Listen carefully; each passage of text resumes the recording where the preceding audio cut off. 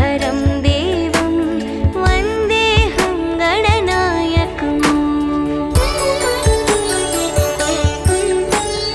मूषकोत्तममारुह्य देवासुरमहाहवे योद्धुकामं महावीर्यं वन्देऽहं गणनायकम्।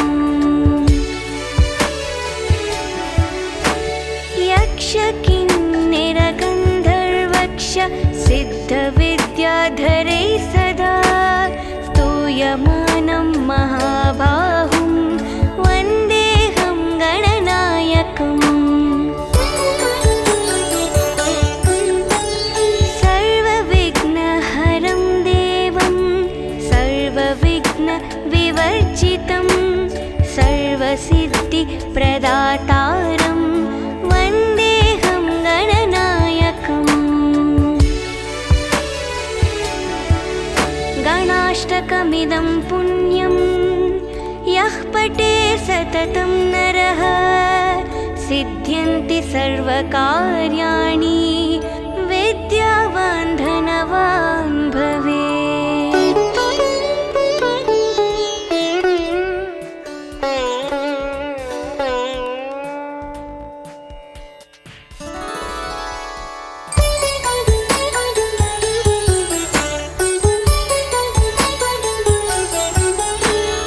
एकदन्तं महाकायं तप्तकाञ्चनसन्निभं लम्बोदरं विशालाक्षं वन्देऽहं गणनायकम्। मौञ्जीकृष्णाजिनधरं नागयज्ञोपवीतिनं बालेन्दुसुकलामौलिं वन्देऽहं गणनायकम्। अम्बिकाहृदयानन्दं मातृभिः परिवेष्टितं भक्तिप्रियं मदोन्मत्तं वन्देऽहं गणनायकम्। चित्ररत्नविचित्राङ्गं चित्रमालाविभूषितं चित्ररूपधरं देवं वन्देऽहं गणनायकम्। गजवक्त्रं सुरश्रेष्ठं कर्णचामरभूषितं पाशाङ्कुशधरं देवं वन्देऽहं गणनायकम्।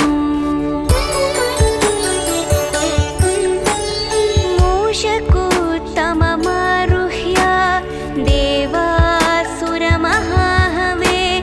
योद्धुकामं महावीर्यं वन्देऽहं गणनायकम्। यक्षकिन्नरगन्धर्वक्ष सिद्धविद्याधरैः सदा स्तूयमानं महाबाहुं वन्देऽहं गणनायकम्। सर्वविघ्नहरं देवं सर्वविघ्नविवर्जितं सर्वसिद्धिप्रदातारं वन्देऽहं गणनायकम्। गणाष्टकमिदं पुण्यं यः पठे सततं नरः सिद्ध्यन्ति सर्वकार्याणि विद्यावान् धनवान् भवेत्।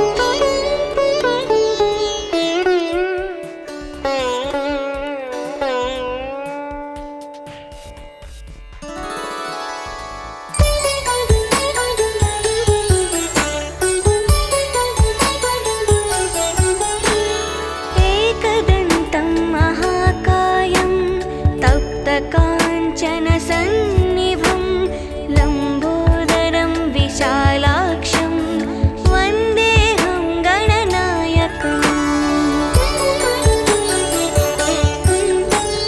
मौञ्जीकृष्णाजिनधरं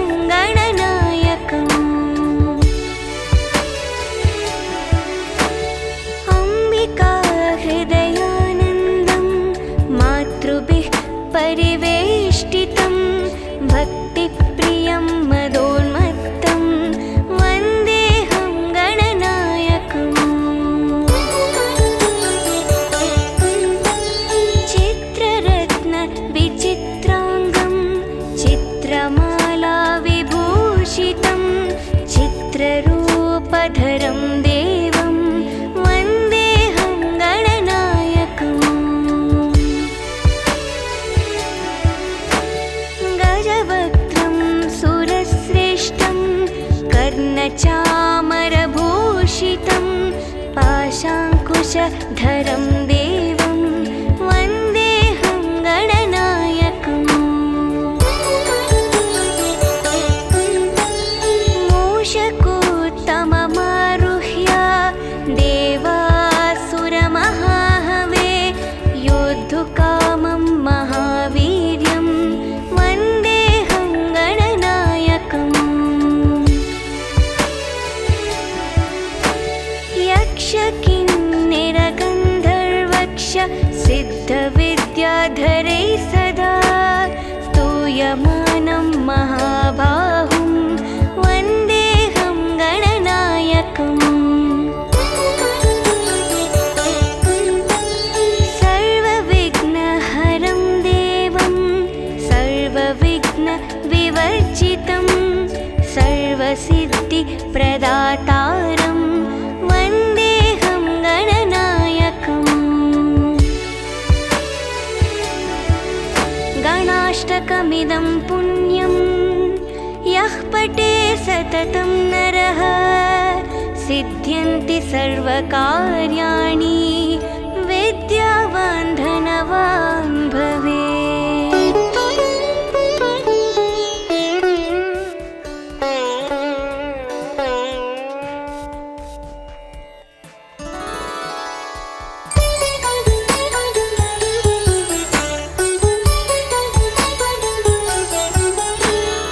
एकदन्तं महाकायं तप्तकाञ्चनसन्निभं लम्बोदरं विशालाक्षं वन्देऽहं गणनायकम् मौञ्जीकृष्णाजिनधरं नागयज्ञोपवीतिनं बालेन्दुसुकलामौलिं वन्देऽहं गणनायकम् अम्बिकाहृदयानन्दं मातृभिः परिवेष्टितं भक्तिप्रियं मदोन्मत्तं वन्देऽहं गणनायकम् चित्ररत्नविचित्राङ्गं चित्रमालाविभूषितं चित्ररूपधरं देवं वन्देऽहं गणनायकम् गजवक्त्रं सुरश्रेष्ठं कर्णचामरभूषितं पाशाङ्कुशधरं देवं वन्देऽहं गणनायकम्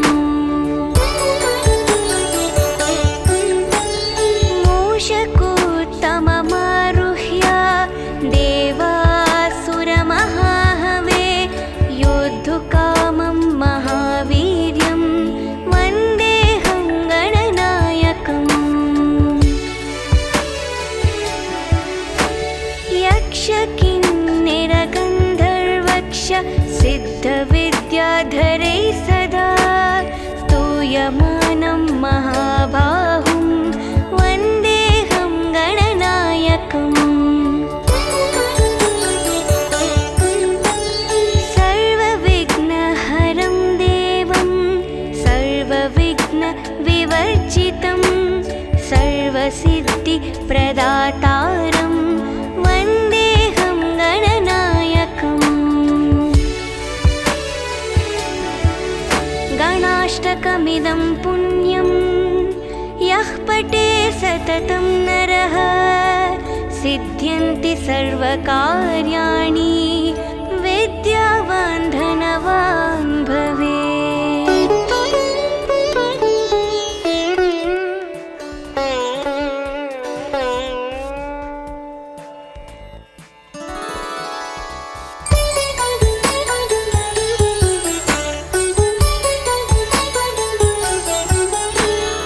एकदन्तं महाकायं तप्तकाञ्चनसन्निभं लम्बोदरं विशालाक्षं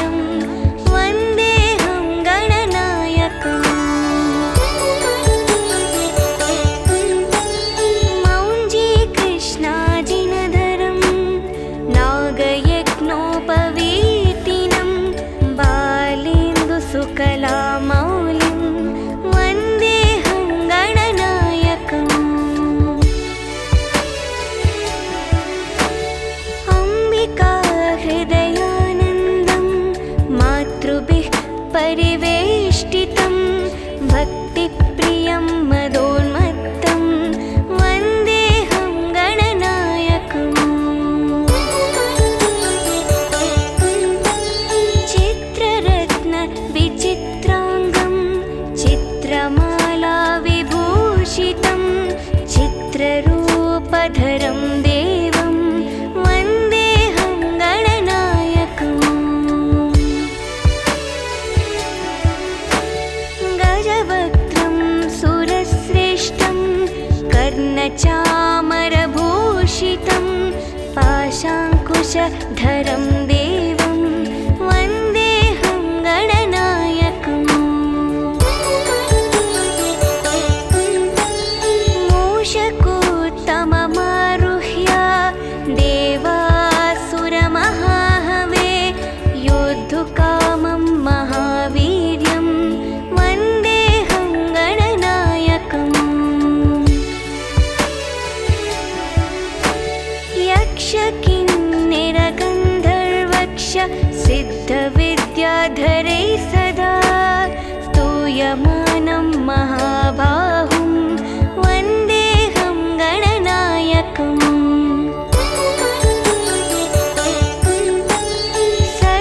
सर्वविघ्नहरं देवं सर्वविघ्नविवर्जितं सर्वसिद्धिप्रदातारं वन्देऽहं गणनायकम् गणाष्टकमिदं पुण्यं यः पठे सततं नरः सिद्ध्यन्ति सर्वकार्याणि विद्यावान् धनवान् भवेत्।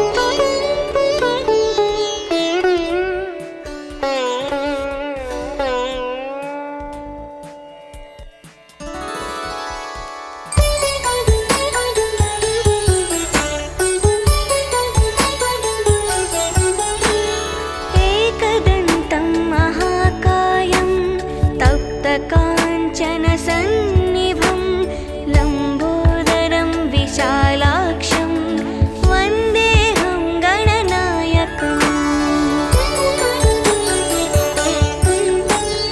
मौञ्जीकृष्णाजिनधरं नागयज्ञोपवीतिनं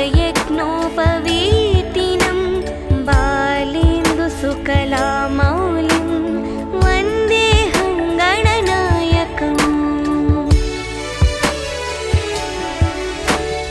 अम्बिकाहृदयानन्दं मातृभिः परिवेष्टितं भक्तिप्रियं मदोन्मत्तं वन्देऽहं गणनायकम् चित्ररत्नविचित्राङ्गं चित्रमाला विभूषितं चित्ररूपधरं देवं वन्देऽहं गणनायकम् गजवक्त्रं सुरश्रेष्ठं कर्णचामरभूषितं पाशाङ्कुशधरं देवं वन्देऽहं गणनायकम्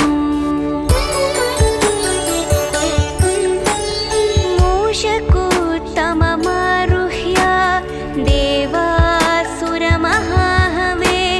योद्धुकामं महावीर्यं वन्देऽहं गणनायकम्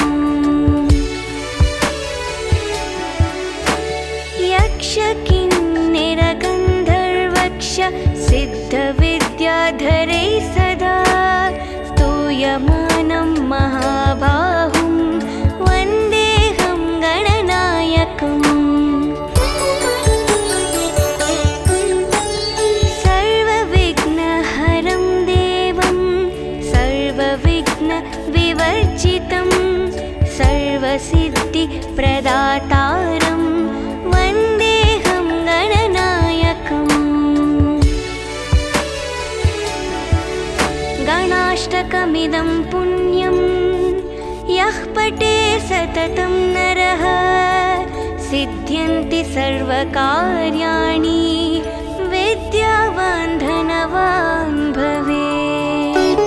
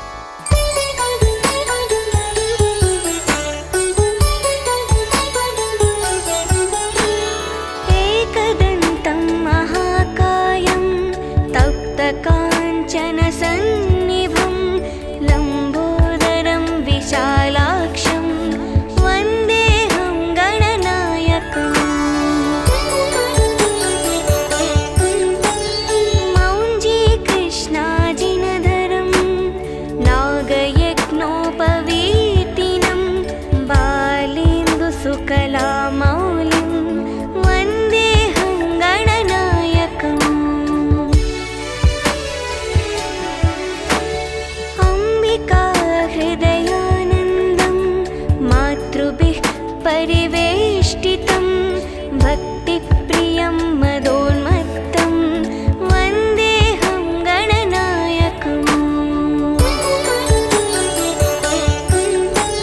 चित्ररत्नविचित्राङ्गं चित्रमालाविभूषितं चित्ररूपधरं देवं वन्देऽहं गणनायकम्।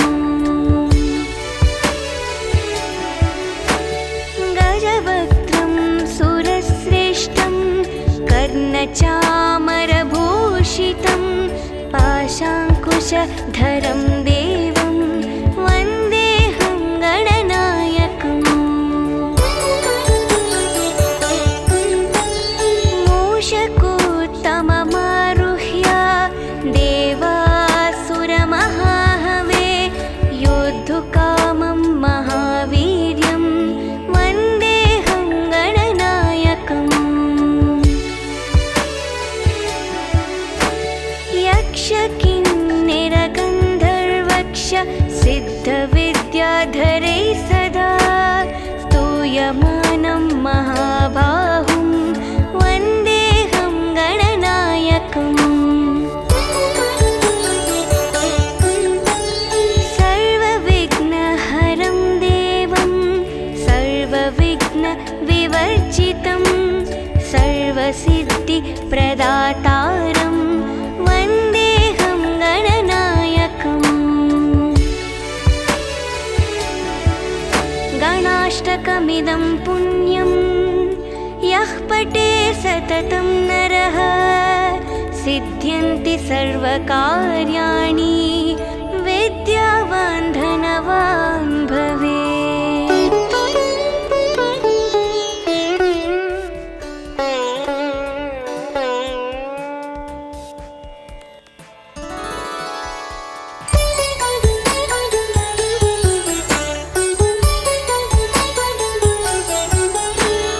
एकदन्तं महाकायं तप्तकाञ्चनसन्निभं लम्बोदरं विशालाक्षं वन्देऽहं गणनायकम्। मौञ्जीकृष्णाजिनधरं नागयज्ञोपवीतिनं बालेन्दुसुकलामौलिं वन्देऽहं गणनायकम्। अम्बिकाहृदयानन्दं मातृभिः परिवेष्टितं भक्तिप्रियं मदोन्मत्तं वन्देऽहं गणनायकम्। चित्ररत्नविचित्राङ्गं चित्रमालाविभूषितं चित्ररूपधरं देवं वन्देऽहं गणनायकम्। गजवक्त्रं सुरश्रेष्ठं कर्णचामरभूषितं पाशाङ्कुशधरं देवं वन्देऽहं गणनायकम्। मूषकोत्तममारुह्य देवासुरमहाहवे योद्धुकामं महावीर्यं वन्देऽहं गणनायकम्। यक्षकिन्निरगन्धर्वक्ष सिद्धविद्याधरै सदा स्तूयमानं महाबाहुं वन्देऽहं गणनायकम्। सर्वविघ्नहरं देवं सर्वविघ्नविवर्जितं सर्वसिद्धिप्रदातारं वन्देऽहं गणनायकम्। गणाष्टकमिदं पुण्यं यः पठे सततं नरः सिद्ध्यन्ति सर्वकार्याणि विद्यावान् धनवान् भवेत्।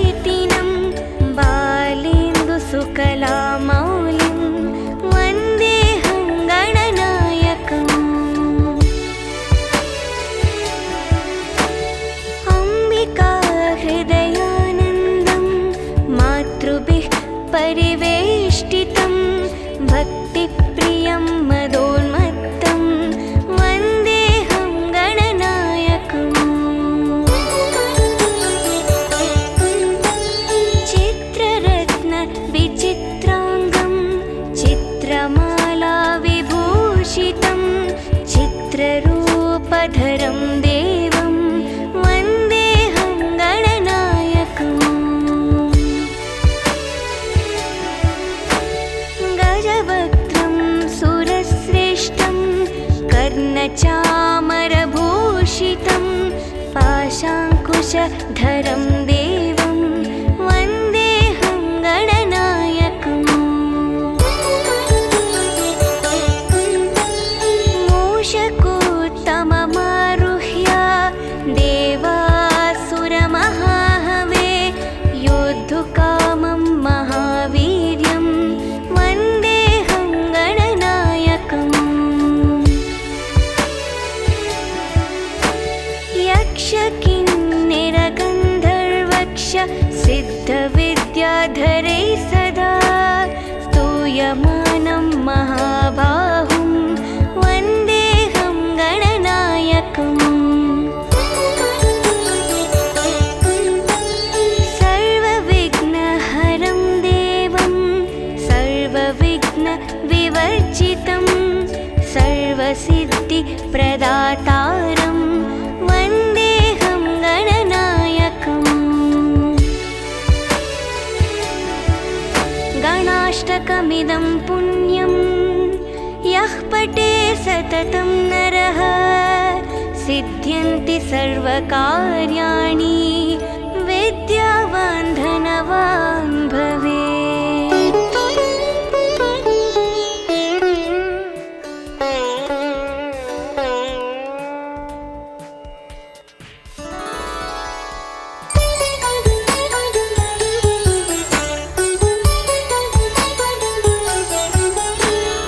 एकदन्तं महाकायं तप्तकाञ्चनसन्निभं लम्बोदरं विशालाक्षं वन्देऽहं गणनायकम् मौञ्जीकृष्णाजिनधरं नागयज्ञोपवीतिनं बालेन्दुसुकलामौलिं वन्देऽहं गणनायकम्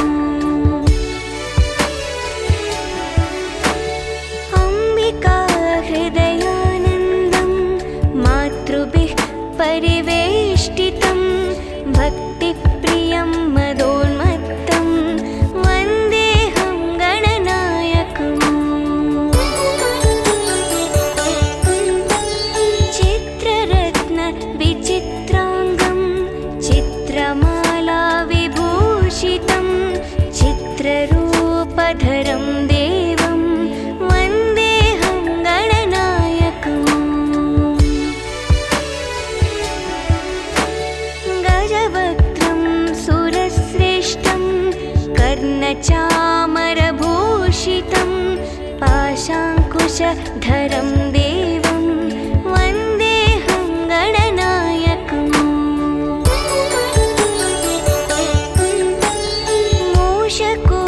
मूषकोत्तममारुह्य देवासुरमहाहवे योद्धुकामं महावीर्यं वन्देऽहं गणनायकम् यक्षकिन्निरगन्धर्वक्ष सिद्धविद्याधरै सदा स्तूयमानं महाबाहुं वन्देऽहं गणनायकम् सर्वविघ्नहरं देवं सर्वविघ्नविवर्जितं सर्वसिद्धिप्रदातारं वन्देऽहं गणनायकम् गणाष्टकमिदं पुण्यं यः पठे सततं नरः सिद्ध्यन्ति सर्वकार्याणि विद्यावान् धनवान् भवेत्।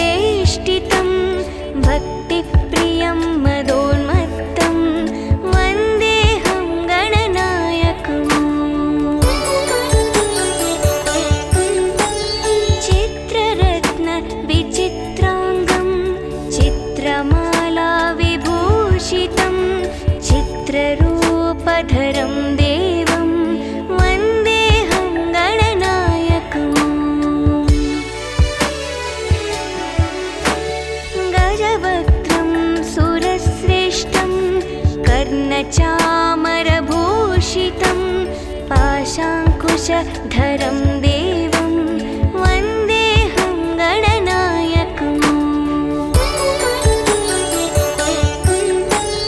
मूषकोत्तममारुह्य देवासुरमहाहवे योद्धुकामं महावीर्यं वन्देऽहं गणनायकम्